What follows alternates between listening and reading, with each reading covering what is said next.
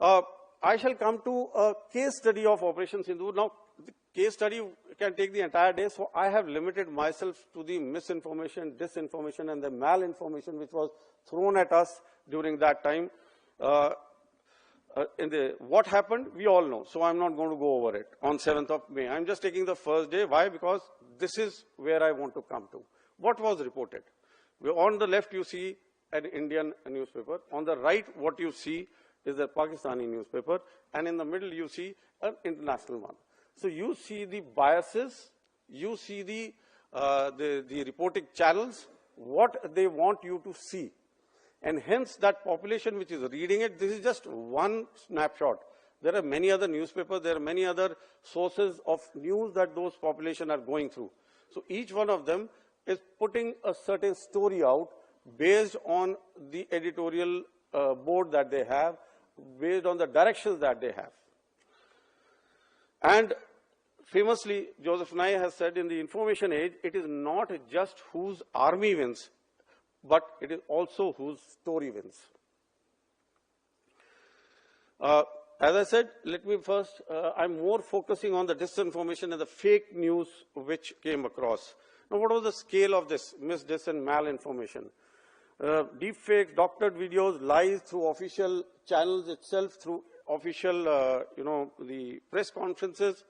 And what was the larger issues that they were bringing about? I have just listed a few of them to the right of it. But what you can see is that they have tried to strike at you with information which is being fed through a central agency there, that is the DGISPR. And what all other actions? These are what I have called out is not just what we have seen, it is the reports which are there in various media as well as in various forums which has come, which one has come across. There have been the 7 APT groups, more than 15 lakh cyber attacks on 7th May itself, approximately 30 million attacks on the National Stock Exchange on the first day itself, during that conflict of 4-5 days. And Pakistan deployed a large number of YouTube channels, X accounts, government handles towards this spread of fake news. A large number of accounts, disseminated this, and within 30 to 40 minutes, the language was nearly the same. There was hardly any difference of a comma in that. There were more, we had analyzed a few threads, more than 1 lakh videos were generated from the same 43 threads of similar kind. They try to influence through what we call today the influencers. We all know the Jyoti Malhotra case very well. Now, what was the global narrative which was happening?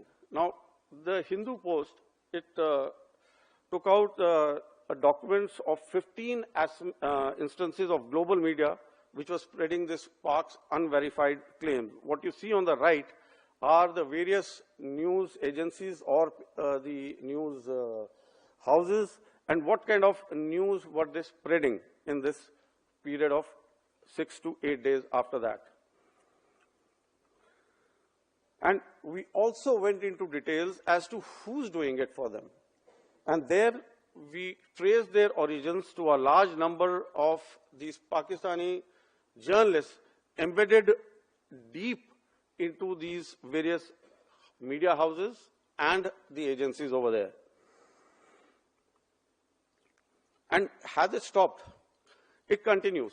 If you see the panels on the top, from 7th May onwards, even now on 14th Jan, and even today in the morning, we have another doctored video which is out.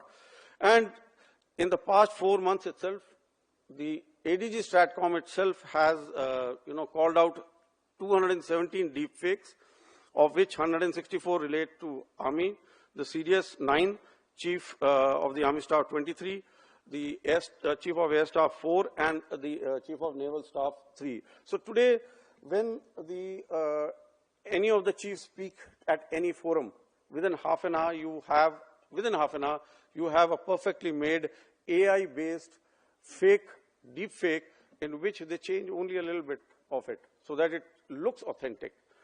You never know what the DGNO and the DG Air Ops have spoken today. Maybe in another half an hour, you will see a deepfake of this itself.